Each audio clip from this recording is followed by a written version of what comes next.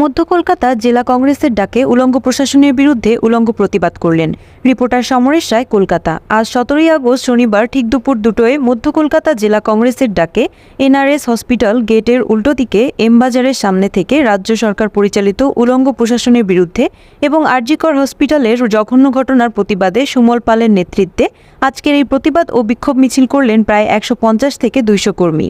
মিছিলে বিভিন্নভাবে স্লোগান দেন মাননীয় মুখ্যমন্ত্রী মমতা বন্দ্যোপাধ্যায়ের বিরুদ্ধে এবং তাকে পদত্যাগের দাবি জানান। বলেন, নাটক বন্ধ করুন, আপনি একজন মুখ্যমন্ত্রী ও পুলিশ মন্ত্রী, আপনার কথায় কথায় প্রশাসন উঠে বসে, আপনি কি করে বিচার চাইছেন? আপনার লজ্জা হওয়া দরকার।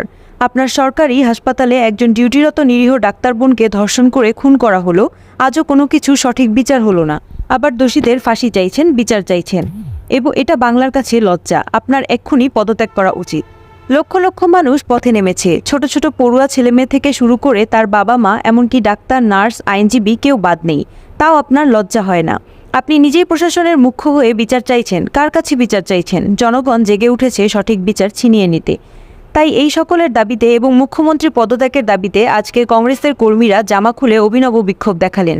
শুধু তাই নয়, প্রশাসনকে ধিক্কারও জানালেন। মিছিল কলেজটিতে যাওয়ার সাথে সাথেই পুলিশ আটকে দেয় মেডিকেল কলেজের সামনে না যেতে দিয়ে। তারা সেখানে বিক্ষোভ দেখাতে থাকেন। বলেন, যতই প্রশাসন দিয়ে আটকানো হোক, সঠিক বিচার ছিনিয়ে নেবার পালা, আর কেউ মুখ বুজে থাকবে না।